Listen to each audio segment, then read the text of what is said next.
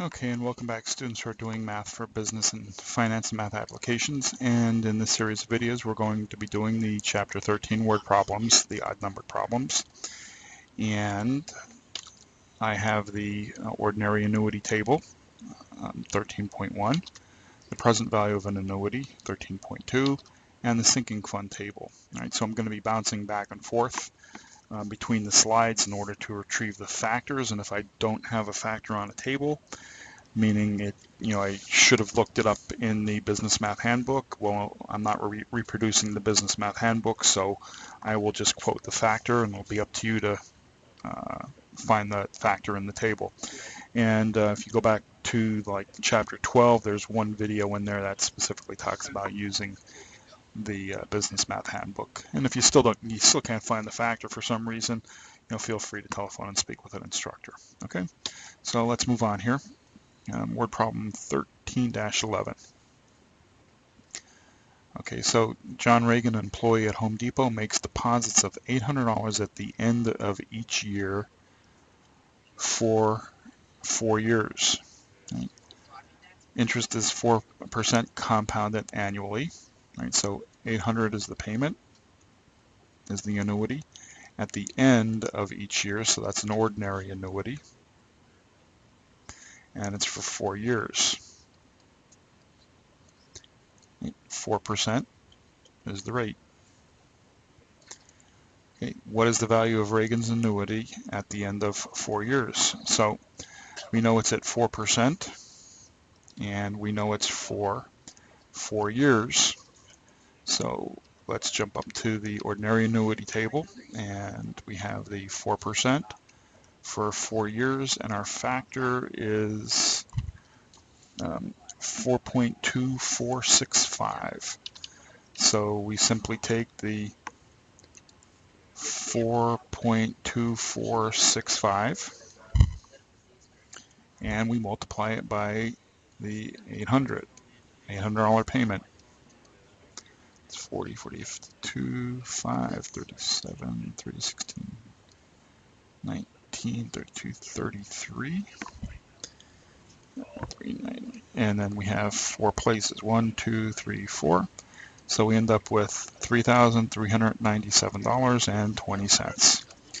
Simple as that. Just like doing the lump sum. So yeah, this is repetitive. At least to me, it's kind of repetitive. But I do understand that I'm not talking about a lump sum here. I'm talking about, in the first year, I had $800 and I got 4% on it. And so then I had X number of dollars in the bank. And then that was another 4%.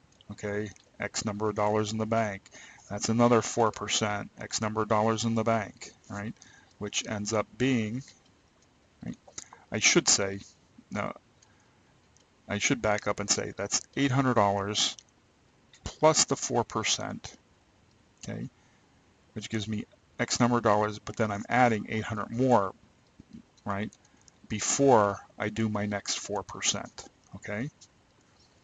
If we're doing this as a lump sum, this is $800 times 4, and so I'm getting, it's just lump summing in the $800, I started with 800, and it's 4%, 4%, 4%, interest on interest with just the one payment of 400.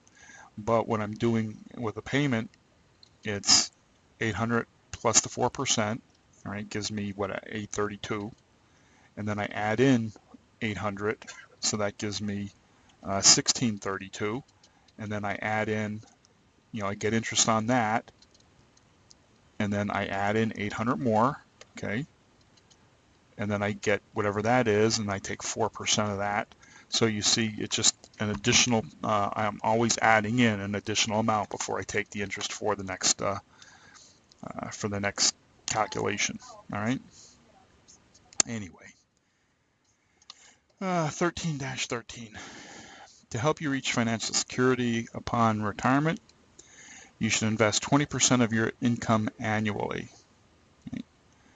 If you automatically deferred $3,000 at the end of each year to a retirement account earning 4% interest compounded annually, how much would you have after 25 years and after 30 years?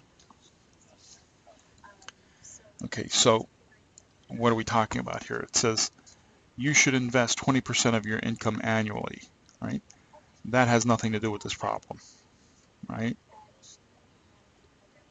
Remember, it's a word problem. We have direct information, information that's nothing to do with the problem, and information that you have to manipulate. Okay, so when we're reading this, it says you should invest 20% of your income annually, but it's telling you that you transfer 3,000.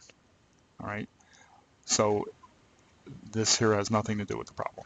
All right, and now we have to go up and we have to find our factors. So if we're looking at 4%, first at 25 years and then at 30 years. Oops. Let's jump up and get that factor. Okay, so we're at 4% for 25 years means we use, oops, that's the present value of annuity table. Sorry about that. So we're at 4% for 25 years, so that's 41.6459. So I have 41.6459, and I'm multiplying that by the 3,000 to 7, 17, 12, 13, 18, 19, 4, 12. Let's see here. And then we take 4 digits, 1, 2, 3, 4 places. So I have 124, 937, 70. And this here is for 25 years. So now we need to do 30 years. And we jump back up and we see that the factor for 30 years is, I'm on that present value table again.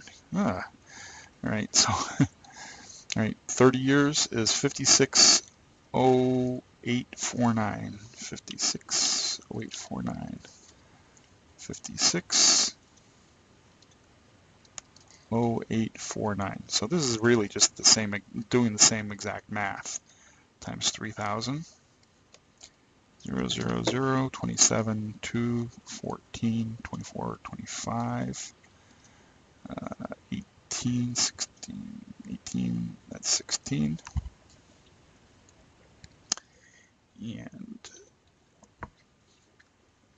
1, 2, 3, 4. So we end up with 16,824.70. $168,254.70 after 30 years. Okay. Same calculation, just because we changed the number of years here, we can compare the two to see how much more, if we, by leaving it in 5 more years. Okay, 13-15. Let's see here. The average American has $99 lying about. Stick $99 in an ordinary annuity account each year for 10 years time at 5% interest, the rate, and watch it grow. What is the cash value of the annuity at the end of year 10? Right, so ordinary annuity.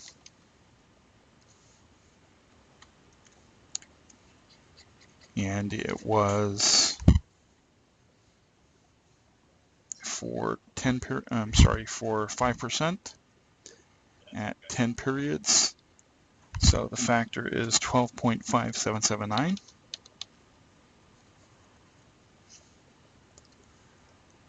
12.5779, and we're multiplying that times $99, or, okay, 2 different ways of doing this. The way that it ran through my head was I took the 12.5779, and since this is 99, okay, I can actually multiply by 100, okay, which is one more of that factor, okay, and whatever I get for this answer, then I subtract out the 12.5779, and I would arrive at the amount for 99 periods.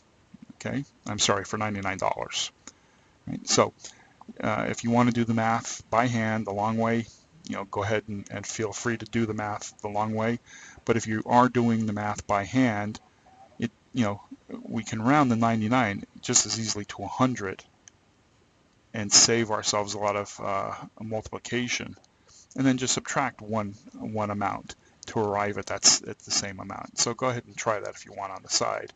But here, we're going to sit there and say, okay, 12.5779, and when we multiply it by 0.99 on a calculator, 5779 times 99, we end up with 12, come on, there we go, there's the pen, 1245.2121, and when we round it, we end up with 1245.21. Okay, so that's rounding to the nearest dollar, so it's 1245. Okay, all right, so I'm going to stop here and pick up with number 17 in the next video. And again, if you have any questions, feel free to telephone and speak with an instructor or contact us via email.